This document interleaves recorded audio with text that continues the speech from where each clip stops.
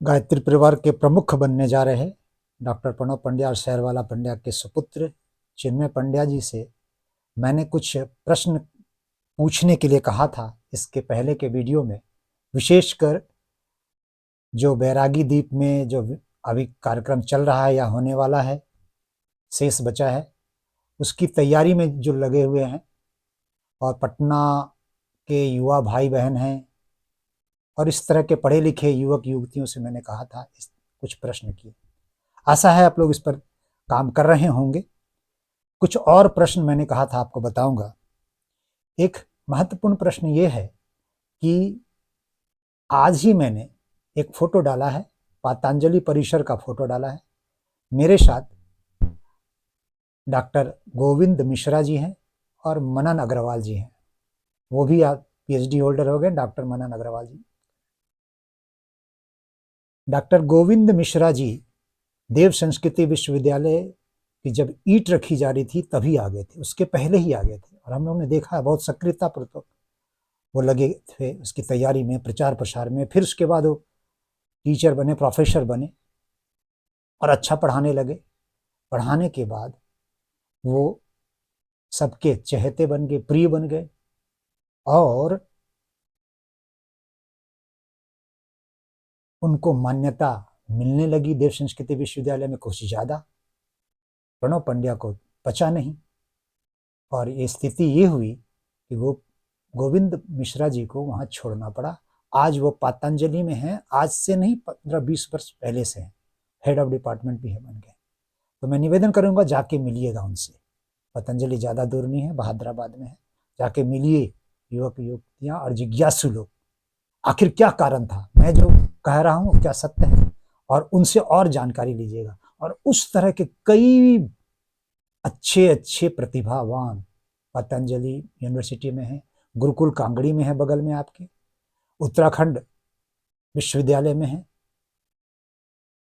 Himalayan institute में है। आखिर क्यों सब छोड़ छोड़ के निकल जा रहे हैं? तो फिर इतना बड़ा जो घोषणा था देव संस्कृति विश्वविद्यालय को लेकर, तक्षशिला, नालंदा आदि आदि, ऑक्सफोर्ड, कैम्ब्रिज के पैरेलल बनाने का, समानांतर बनाने का, वो सब केवल जुमला ही बाजी था ना। इसको चेक कीजिए क्या कारण है, कैसे ठगा गया लोगों को प्रणव पंड्या, शहरवाला पंड्या के द्वारा, और आज चिन्मय पंड्या के द्वारा पुनः ठगने की कोशिश की जा रही है।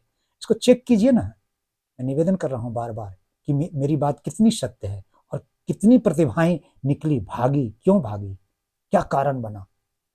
देखिए, और एक काम कीजिएगा आप सब लोग, आपके बगल में निर्धन निकेतन है खड़खड़ी में, संस्कृत वहाँ पढ़ाई जाती है और इंग्लिश मीडियम स्कूल है, एक आश्रम है खड़खड़ी बगल में है, लड़की पेड़ी के बगल में। वहाँ जाइए और पता कीजिए, संभवतः वहाँ पर आपको एक आचार्य मिलेंगे, बुद्धि वल्लभ शास्त्री जी के भाई। वहाँ मिलिएगा और उनसे पूछिएगा कि क्या रिलेशन है आपका शांति कुंज के साथ। बहुत कुछ नई जानकारी मिलेगी। और वहीं से आप आगे चले जाइएगा,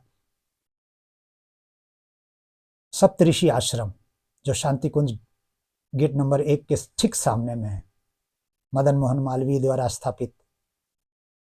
वहां पर भी जाके पूछिएगा पुराने लोगों से कि पंडित श्री राम शर्माचार्य जी वहां क्यों आया करते थे, और जब वो वहां आया करते थे, लंबे समय तक रहते थे, तो फिर वहां कौन कौन मिलने आया करता था और आया करती थी, ये सब जानकारी लीजिएगा। और आप जाइएगा स्वामी रामा इंस्टीट्यूट, जिसे हिमालयन इंस्टीट्यूट कहते हैं, जॉली ग्रांट देहरादून में। वहां जाके पता कीजिएगा कि चिन्मय पंड्या जब वहां पढ़ाई करता था, एमबीबीएस की तैयारी करता था, पढ़ाई के दौरान क्या क्या किया था और क्या वास्तव में वो ठरकी था, क्या वो मेधावी था। हम लोग जो कुछ बोल रहे हैं उसकी सत्यता क्या है, वहाँ के स्टाफ, पुराने स्टाफ से जाके बात कीजिएगा, बहुत कुछ मिलेगा आप लोगों को जानकारी। इस तरह की बातें को हम लोग जो केवल कह रहे हैं, हो सकता है कई लोग को लगता हो कि ये आरोप लगा रहा है, उनकी अपनी व्यक्तिगत दुश्मनी है। तो भैया, प्रणव पंड्या और शैलबाला पंड्या मेरा भैंस बांधा है जो मेरी व्यक्तिगत दुश्मनी थी। न उनकी न मेरी। हम तो एक मिशन को लेकर चले थे, हम तो मिशन को लेकर आए थे, मिशन में जीवन दिए थे, मगर हमने कुछ कुछ देखा है, कुछ कुछ समझा है, 24 साल का वहां का रहने का अनुभव है। उस आधार पर जो कुछ देखा है उस सारा प्रश्न कर रहे हैं।